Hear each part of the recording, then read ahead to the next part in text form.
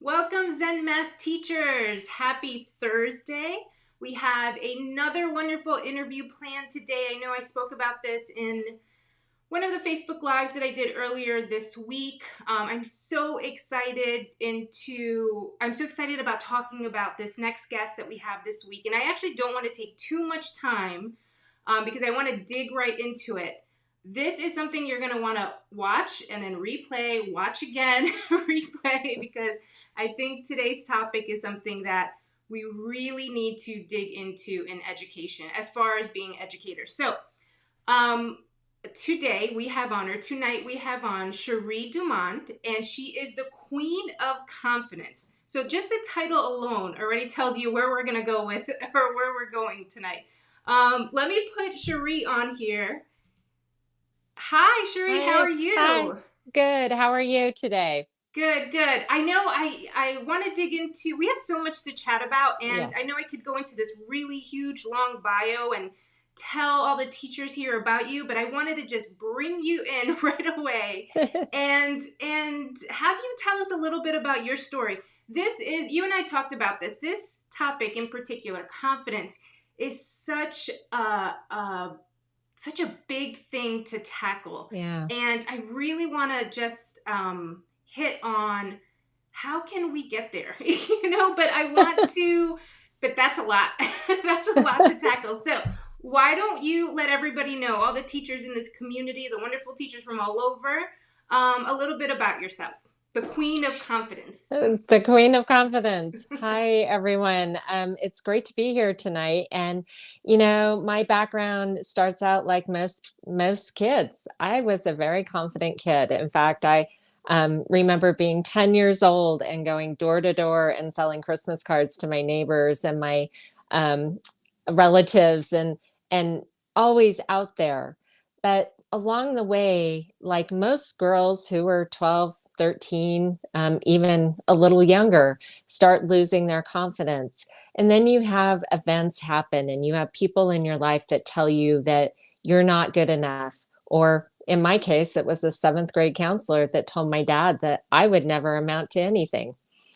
And I was like, I'll show you. I will show you. And I have. So it has been a lifelong struggle. I've built in the healthcare and the pharmaceutical industry over 20 years of a great career, worked my way up from door-to-door sales basically to all the way to management in the boardroom. And through that, I have coached hundreds of women and leaders on how to get their confidence. And we all, during our careers, have waning confidence. It's never a steady state. I hate to say that we all have those shaky moments. And we talked about that, it's never 100%, but there are some great ways to build it up so that even when those blows come that you're not expecting, you can stand strong. I totally I agree with you there, but that's tough to tackle. I mean, that's tough to even see that it's like a barrier in your way almost. I want to go back a little bit to your story on your counselor that you had mentioned. Yeah. I think, educators, you know me, I'm going to say this, we've all had a similar experience. Sheri, I always say that sometimes I think teachers get into the profession. Obviously, it's, we want to help children and, we go into it for that. But there's also some part of us that feels that we want to give better than we received, right? So Mm-hmm. I know for myself, I had a very similar situation where, well, not similar, but, I grew up, and the audience pretty much knows this already, but I grew up in group homes and foster care and things like that. So I grew up with the mindset of, oh man, like this lane is already kind of set for me in life. Mm-hmm. And you have people doubting you all the time. And it's hard to kind of see yourself in that positive frame when you have just a negative narrative surrounding you, right? Yeah. So I think your experience and what I'm connecting with here is that we all have those moments where we are knocked down a little bit, right? I Mm-hmm. mean, from I guess it could come in a couple different areas. I think it's hard when it's someone in like an adult, I guess. I think it's hard Yeah. for when you're a kid, I think it's hard hearing it from an adult. You know, you get bullied or teased, and I think that can definitely interfere with confidence, but it's really tough when an adult feels that you're not going to make it because you look to them as like, well, these Yeah. people know better, right? I'm just a kid. How did that take me back a little bit to then, like how obviously that made a lot of your decisions moving forward, but at the time, did you see it as, oh, I'm using this and this is going to be the catalyst that kind of gets me moving in this direction, or was it a little bit different for you?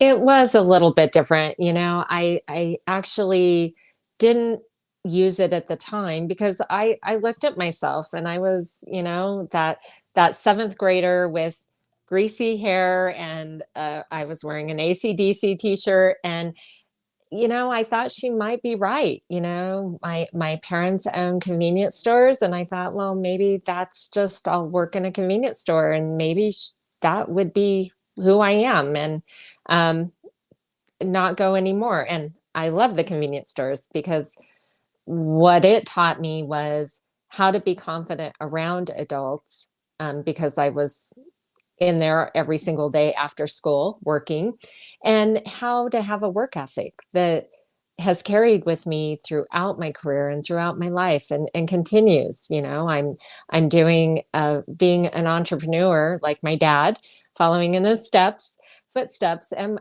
my mom. I've got to give her a lot of credit. I It takes a lot of work ethic. So it's just building. At the time, I didn't use it like that. And it did hold me back for a few years of not getting great grades.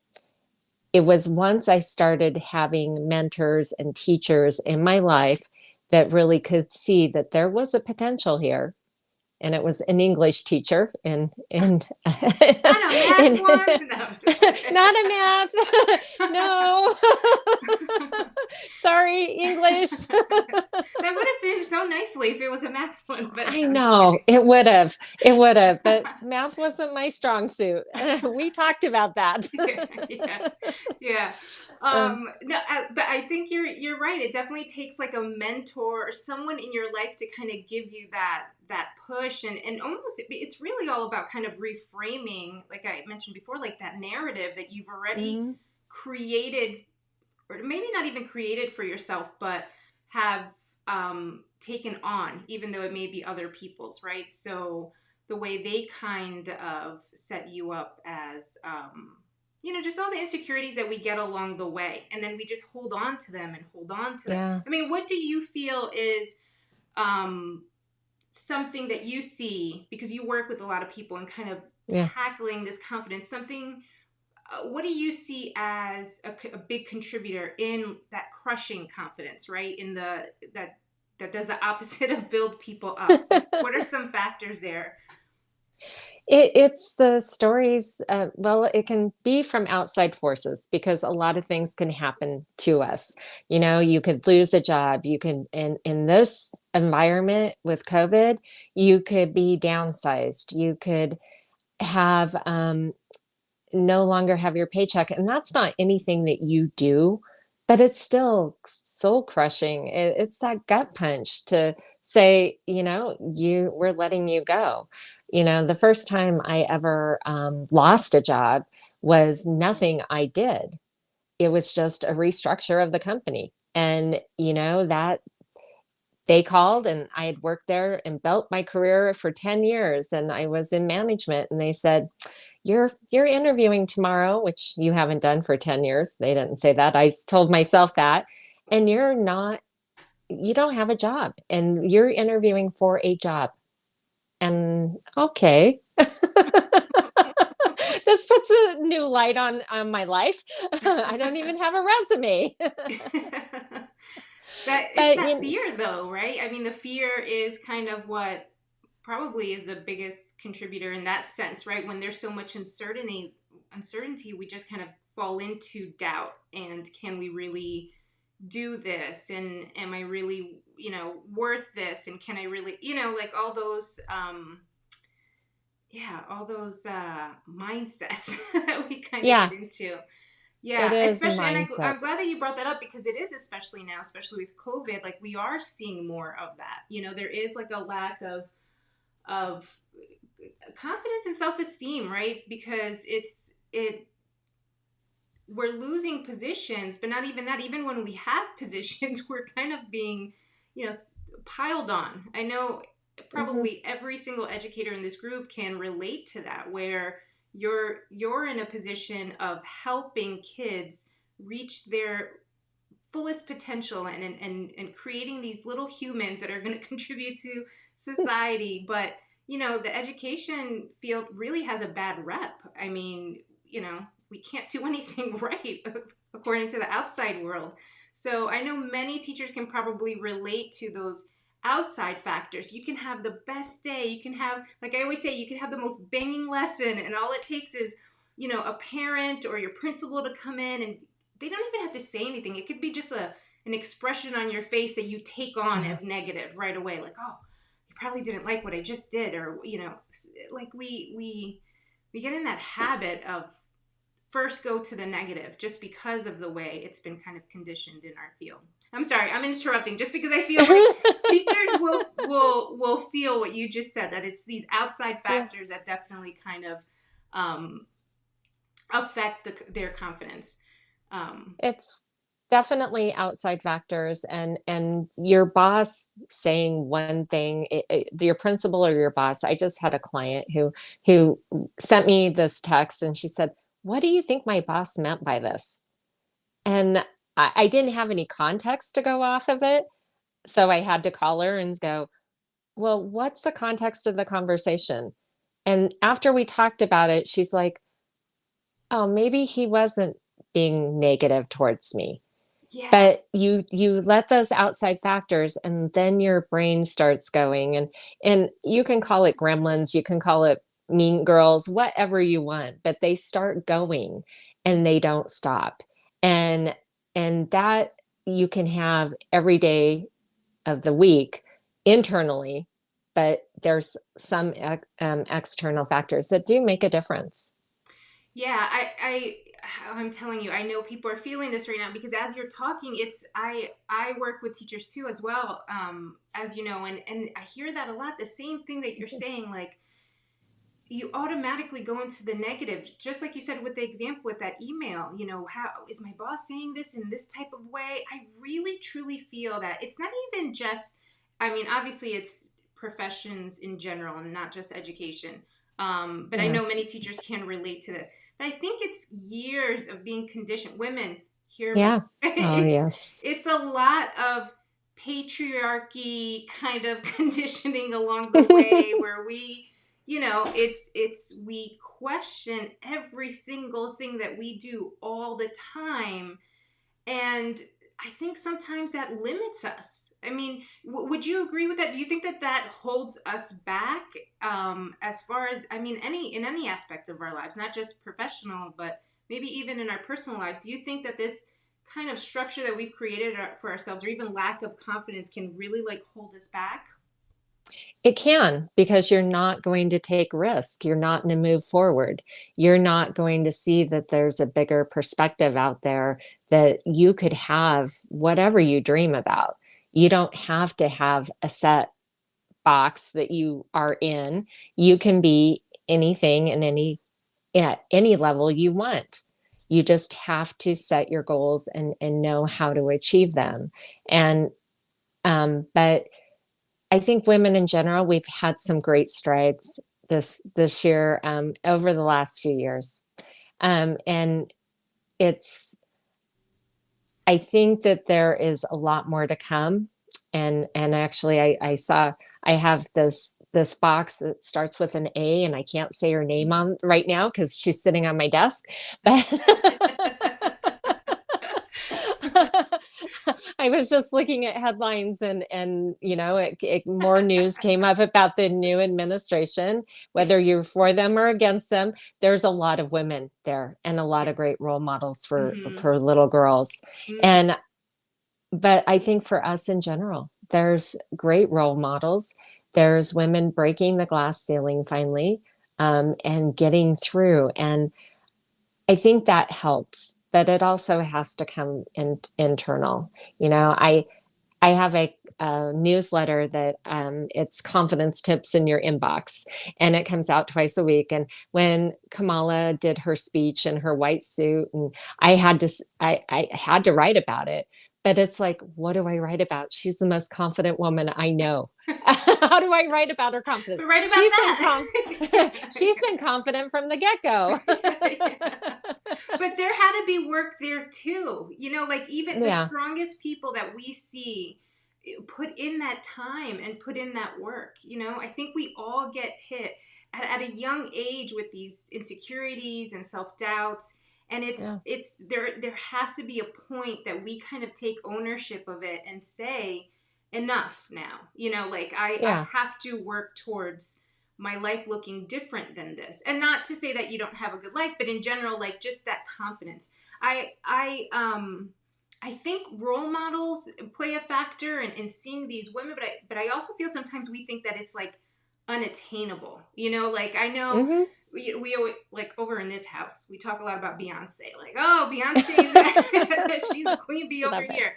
So, it's almost like, when are we going to start saying, I'm pulling out my Beyonce right now, or my, whoever Yeah. it is, come out, whoever, that you're seeing as this, epic, strong, fierce, confidence woman. Like, we have to be able to see that we can pull that out of ourselves too. But sometimes that seems so unattainable, but all it takes is just some work in that area. And I It and I would does. have to say, I think it's a majority of um I think the majority is I don't know what this is your business. So I'm saying what I see, but you know more about this than me. But I think in education, uh I guess that's what I can speak to. I think the majority of teachers can work on their confidence, because I do think that it's an area that we often take like a back seat on. If you look at administrative positions, I mean, they're Hmm. primarily males.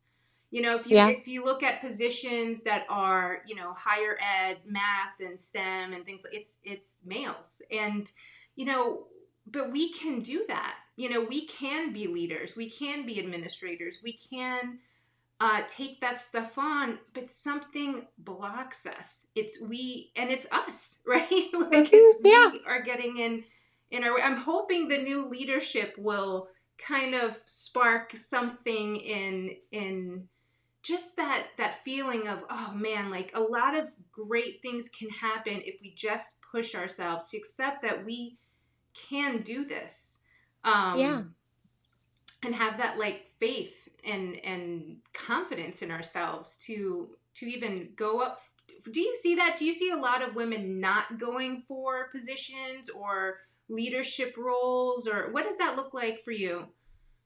Definitely. There's still a male-dominated boardroom. There's still a male-dominated everything. It, I wish I could say over my career it's changed. When I went into management development, I didn't succeed. They put you through a psychological assessment, and the first two times, I didn't succeed, and I was crushed. I was in tears, and the reason I didn't is because I needed to play the game like a man. And that has changed, that we don't necessarily have to play the game like a man. We have a lot of tools in our toolbox that one is emotional intelligence. We bring that to the game that men don't normally bring. I can't say all men, and I'm not talking all men, but most men And do just not hear have. that again, guys, because that's a disclaimer. We're not going to get any trolls on here, okay? I'm Thank you. sorry. Go ahead. I Yes. just want to make sure No. that everyone heard that. No, not all men, but most men, it takes a longer time for them to reach emotional intelligence, those core values versus women. Women are born, they're taught from a young age to nurture their dolls and to have that empathy and be out there, and be more emotional, but it's a good thing, that bringing that into the school, the administration, bringing it into the corporate world, it's more and more women are getting noticed that that's what they bring in leaders and companies and I'm sure even in teaching are looking for that. One point when you were talking earlier, I thought of is, lack of confidence costs you over a job, over a lifetime of your career. It's about $28,000 a year. And if you times that times a 40-year career, it's 2 point something million. You can do the math faster than I can. Math teachers, do you hear this? This is we keep talking about real world math situations here. There you Here's go. one for us ladies. Wow, when you put it in that context, so that's like a little bit kind of scary that it's like Yeah. a real big impact that not having this confidence has. Yeah. And why men go for those administrative roles is because not always that they're the most competent. Women hold themselves back and say, I have to have this checklist of skills before I go for it. And that's not the case. I don't say fake it till you make it. You have to have the core skills there, but you have to put yourself out there, but maybe before you even think you're ready, because you'll never be 100% ready for every situation. I think oh man, you're dead. This is why I love you, because you are dead on. We make this like internal list for ourselves, like Hmm. where our opponent or the person going for the same job may have three things. All right, I got to be confident and I have to have these three skills, but we just tackle that list on. I mean, that the to-do list that we have for all the Yeah. things that we're doing, running around, and we do this to ourselves. But I think you're Hmm. right. I think it's just like just taking the plunge and going in, even if you feel you're not ready yet. And I think you have to almost assume or just know that that feeling is going to happen. I'm not Yeah. going to be ready to do this, but that's not a reason for me to not do it. If anything, do it and push yourself Yeah. to do it. Yeah. Oh my goodness. Yeah. 100%, I can definitely see that as something that kind of holds us back in this profession. And when you put it in the context of money, I mean, I'm hoping every single math teacher in this group is jotting that math problem down and saying like, "Oh, well, I could have done something different here."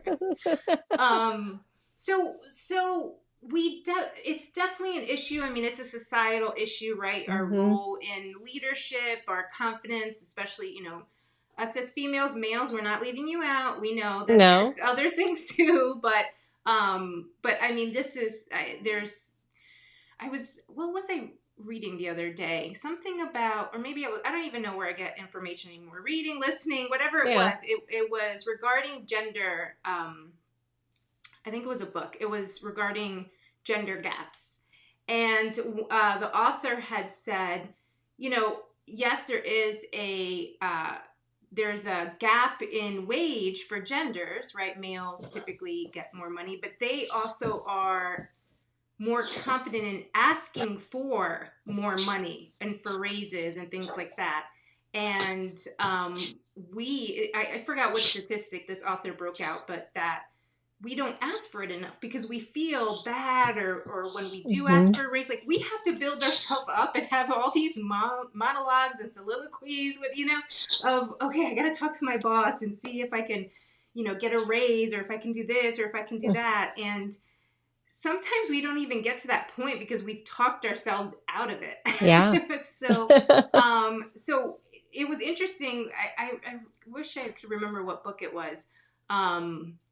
But it was interesting because the author was like basically getting at, we're contributing to this as well, to this Yes. gender gap factor. It's not just because it's a male dominated kind of industry. It's because we don't put ourselves forth because of the fear and the lack of confidence and the insecurities and all of that stuff we were talking about before. um, do you have so we kind of know that this is an issue. Yes. What I mean, obviously, if we can flick a switch to change it, we would. But it takes work, like we keep saying. What is the work? Like, what does that work do? What does that work look like? What should we be doing? Like, where do we even get started with something that massive? Yeah, it's a massive undertaking, and I've read, I read everything out there that I can, and listen to podcasts and follow people, and I see things like, oh, in 30 days you can have confidence, and yeah, you could have a little bit of a change, but it's Yeah. not going to be lasting. 30 days. Oh my goodness. Yeah. Yeah. So I don't promise that. I do give you the cores to get the steps to get and shifts you need to make to be able to have lasting confidence. And it all starts with knowing your core values, because some a lot of times we hold ourselves back and we won't shift because we don't know our core values. And Mm. anyone who doesn't know what personal core values are, Google it, because there are lists all over the internet to find what are my core values. And if you don't know, look at some of the people that you admire, and what do you admire in them, and why would you want to be like them? I think that that's really um, a great way to start. And I know when I started in my career, that's how I came up with my core values. That's who I wanted to be, and what I wanted to be like was my very first boss out of college. She was the coolest lady.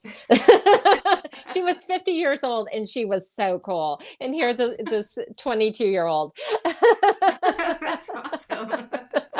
She's the first woman I knew that could cuss like a sailor. Let me tell you, those are my favorite people Yeah, personally. yeah. Love Vicky. So, you look at those people who you admire, your mentors, your people that you have around you, and find five or excuse me, 3 to 5 really strong core values. Um, and then next is setting a destination that's worthy of you. So, and we already talked about this, know your worth and know that value of you. And if you don't know it, is it because you can't, and you have to ask yourself this question, is it because you can't imagine that life, living that dream?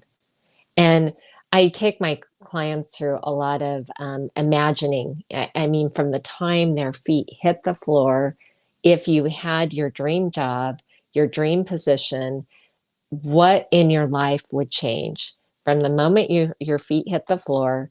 And what does that smell like? What does that taste like? What is that for you all the way through their day until they go to bed?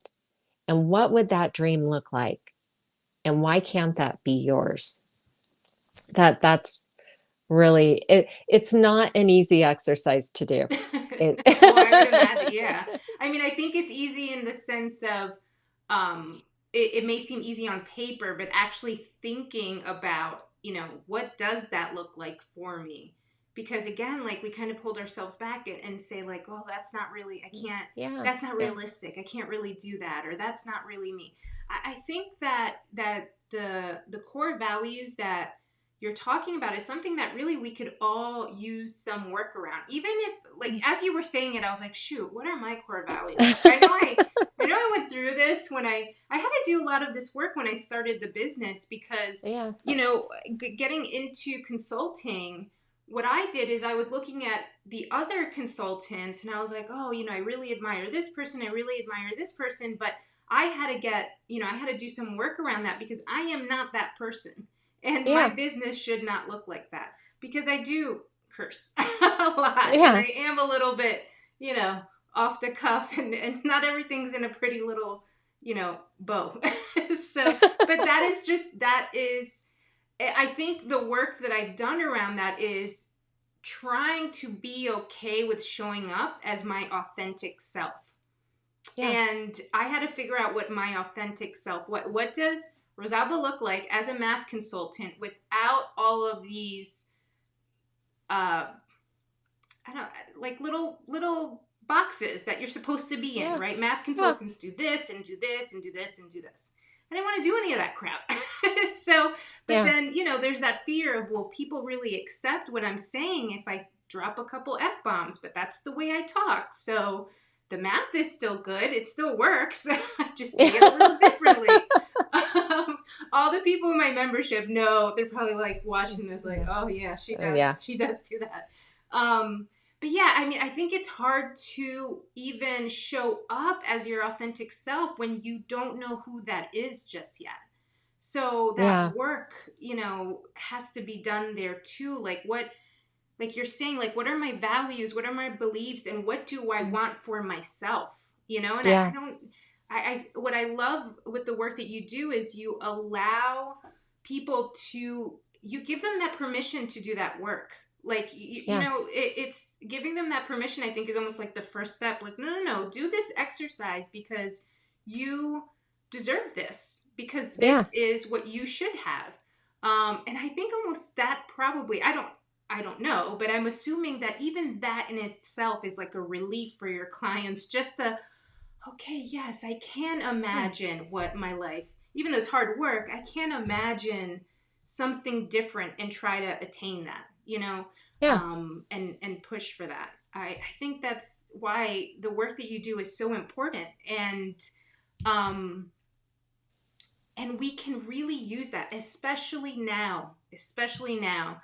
We can really I think in general, me, I feel like everybody Yeah. should be putting in this work all the time, but I think now more than ever it's so needed.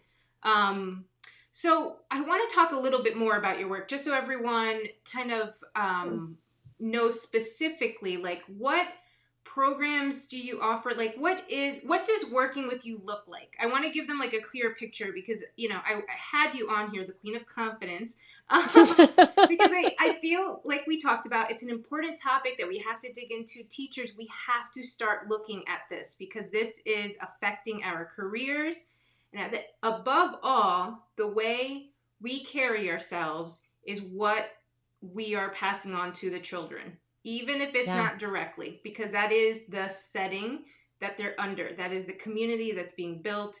So this work has to be done. So I want to talk about, what does this work look like with you, just so teachers Yeah. can know more. Yeah, first of all, I get a lot of questions about what is coaching. What, you say you're a coach. I'm a confidence expert, but I'm also a coach.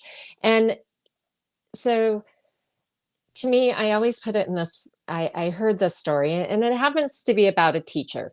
It's about a teacher that took and gave his client, or gave his class a pop quiz.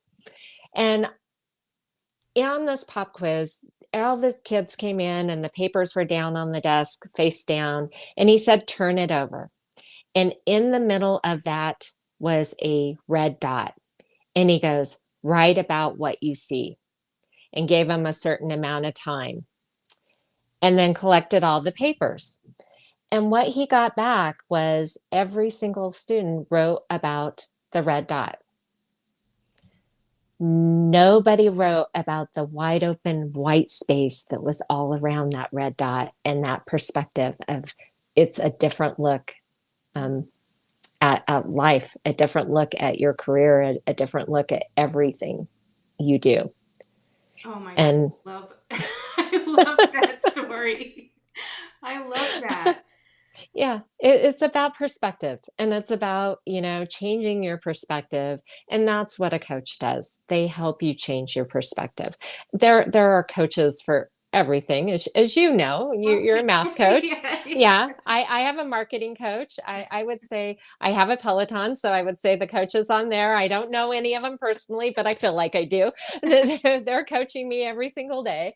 There's coaches out there for everything, but um that's basically the core to me, is what a coach does, is changes your perspective.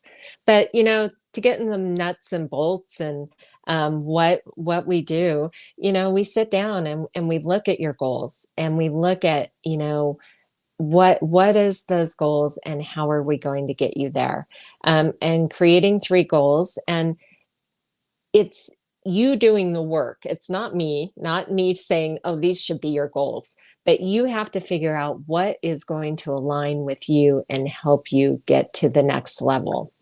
And the goals are always where we start. And then there's gaining a plan.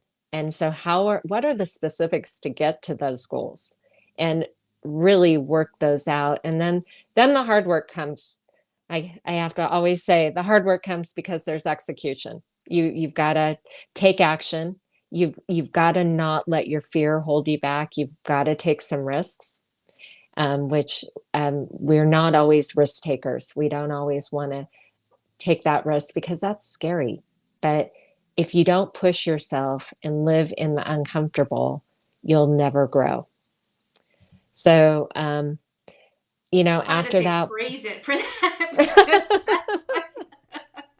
I love live in the uncomfortable. If I could have that painted on my wall, I would. yes, I had it as like a quote back here for a while, and then I was like, I really should probably change it because I'm basically telling people as they're coaching, being coached by me, here's we're gonna be in an uncomfortable setting for a while, but that's the truth of it, right? I mean, It that's the only is, way to yeah. kind of get through it. A lot of the things that you were mentioning, like your process as far as like coming up with goals and the plan and that execution piece, educators, Yes. teachers, we do that all the time. Yeah, Like yeah. if you have, you know, any reading coach, math coach, whoever you have in your building, you're Hmm. already following these steps. You're Yeah. already doing these things. You already have someone there to help you through this process because it's hard to do on your own. And even if it wasn't as difficult to do on your own, it's you don't have accountability, so it's easy to give up on, right? You just Hmm. like drop it after a while.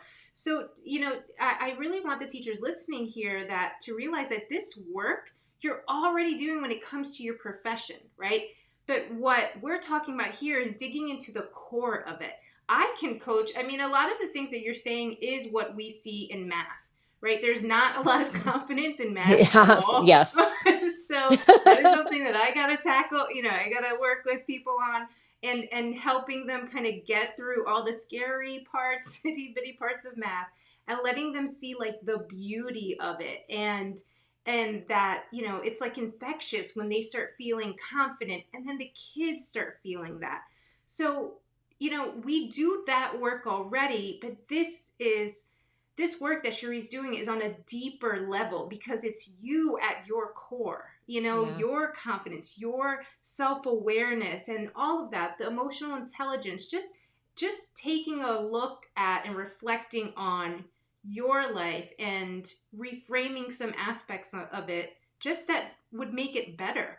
So, I'm as you were saying it, I'm like, yup, we do Yeah. this in Yeah. coaching, we do this, Yeah. but mine is math. and Yeah. and so it's something that teachers would be familiar with if they shifted into just doing this on like a personal level.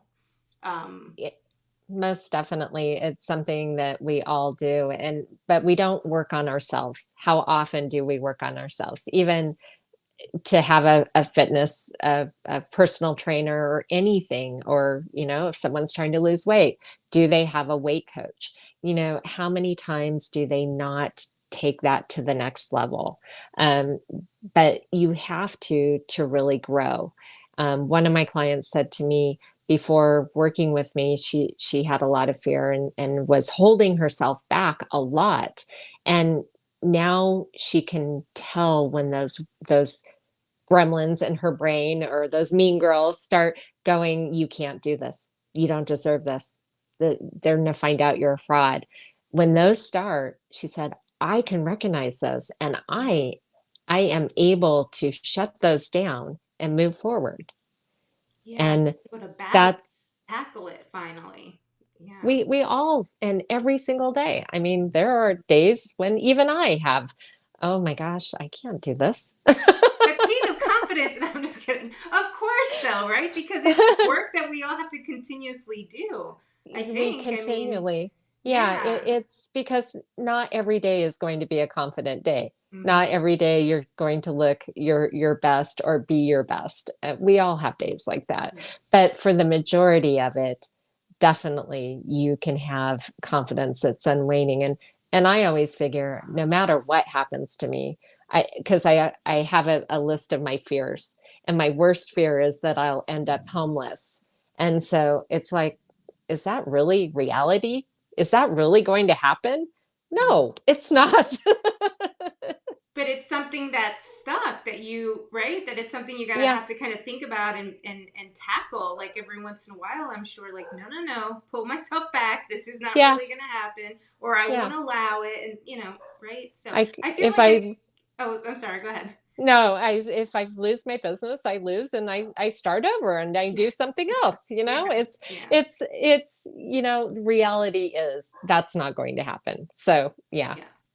Yeah. Yeah, I feel like once you said I made a list of fears, I'm like, oh God, what would that look like for me? I feel like you gave me a writing project, but I don't know if I want to tackle that just yet. We um, can talk and I can help. We can talk it out. okay. I think that would be needed. I don't know. I got a lot of things. um, but I love that you're doing this work, and I just want to I just want to put in this piece. Actually, you know what? Maybe no, I'm going to say it now. I always go off the cuff and I kind of just, Okay. Okay. you know how I am. Yeah. I really want, obviously I had you on here because I wanted to talk about this specifically. But Yeah. I'm going to put a shout out to the teacher. They don't like when sometimes I'm very direct. Some people don't like when I'm that direct, and then I just say unfollow because that is how we roll here. I say this in blogs, in my coaching, on Facebook Lives. I say this all the time, and I'm going to say it again right now. And I kind of alluded to this a little bit before. We cannot keep asking students to display this in our classrooms when we don't do it ourselves. Yeah. And this is specifically towards confidence. Sheri, in education, we keep saying like we want students to be vocal and share their ideas and their Hmm. strategies, put themselves out there, take risk, be problem solver, all that stuff. And that's true. I mean, I believe in that. I think that kids should be doing that.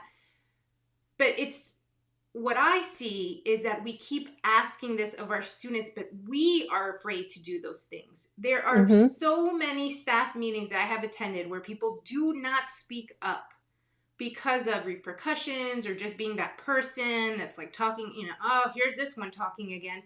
We shut ourselves up on purpose. Yeah. And then we ask kids to speak up more and use your voice and be confident. We have to model that behavior.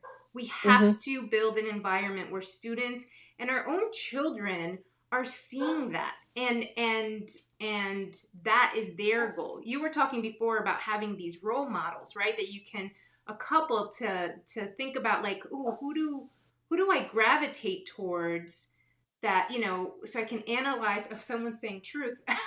so so those role models, like who do I gravitate towards?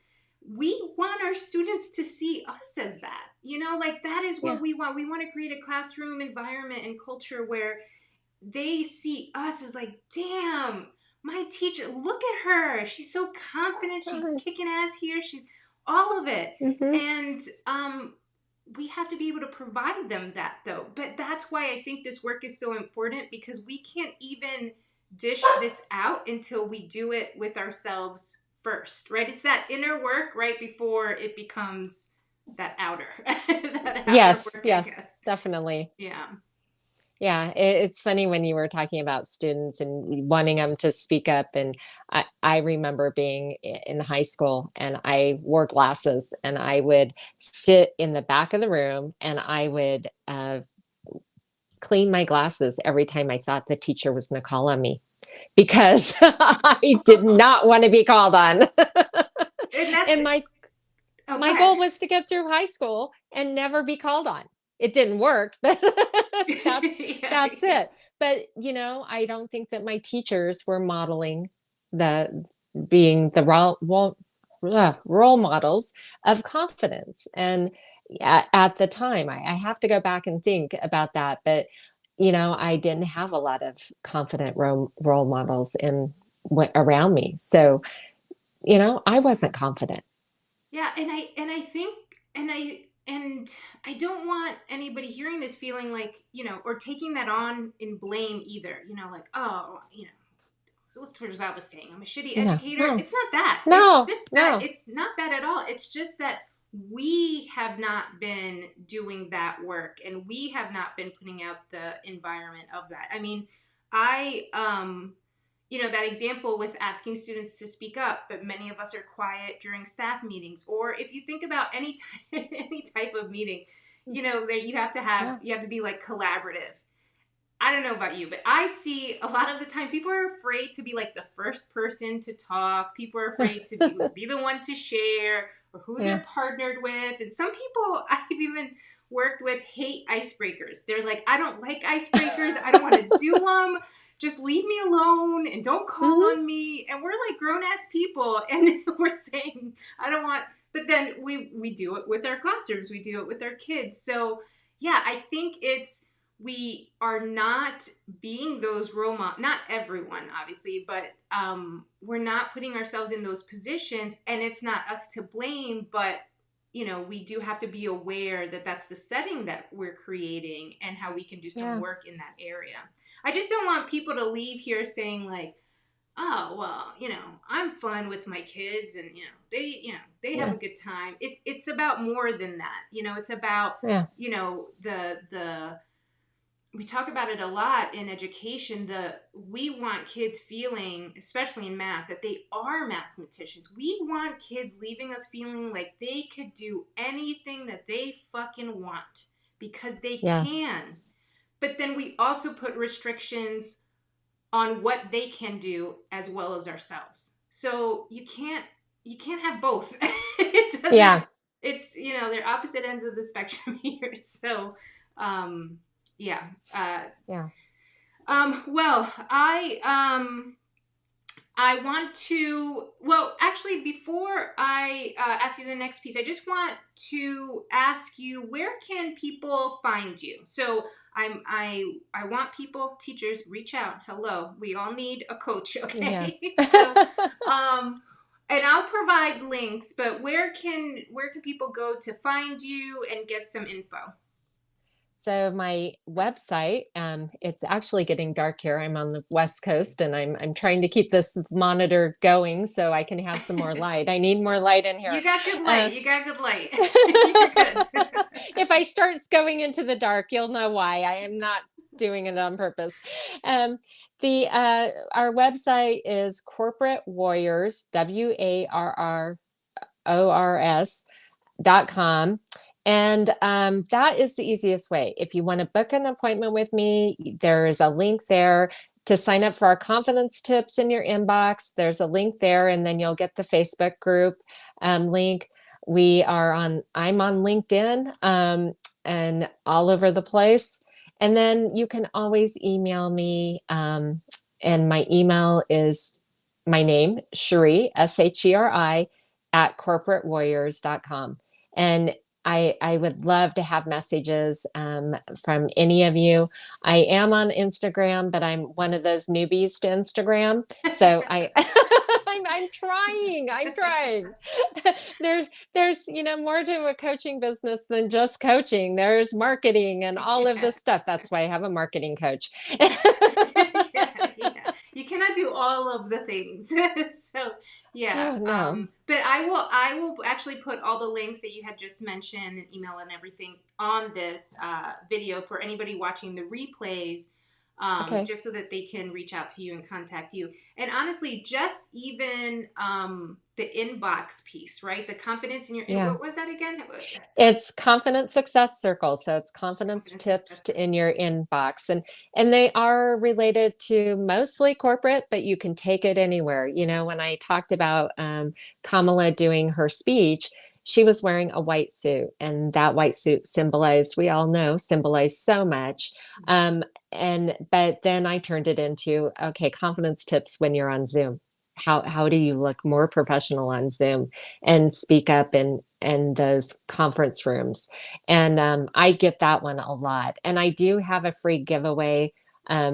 actually how to speak up in it. And it is more for corporate, but if you're in a meeting, you're in a meeting. It does not matter where the meeting is.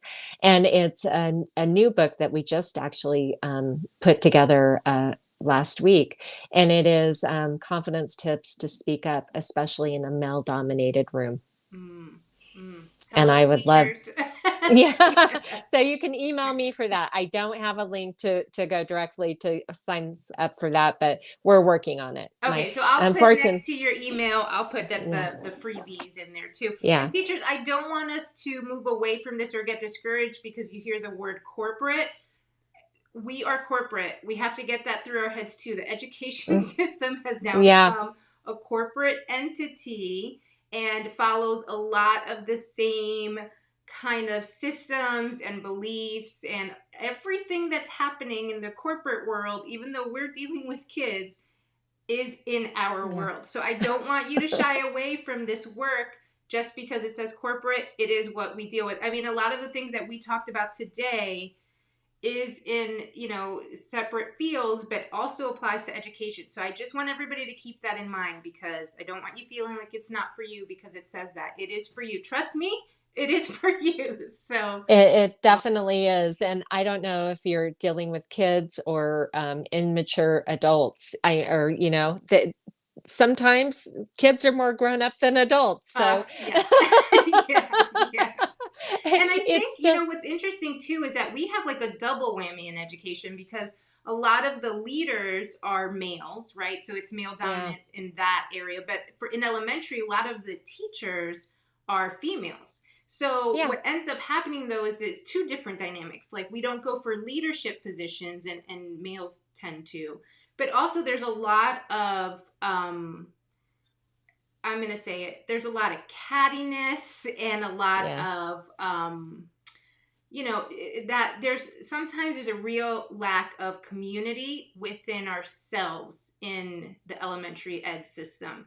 And we're all dealing with some of the same emotions. It's kind of like you were saying the mean girl thing. We still have yeah, the mean girl thing happening as adults, even in this profession, and we work with kids. So yeah. it's there too. We're almost getting hit in like two spots, two areas of work that we have to do. But yeah, so I really don't want anybody to shy away from this stuff just because it says corporate. It totally applies to what we do. Yeah. Um, well, I want to thank you so much for coming on here. The Queen of Confidence. Oh my gosh, it's a name itself. If you didn't tag that name, I'm not ready to tag it yet, but give me 5 years. Oh, I feel yes, like you I are. would. You are definitely ready.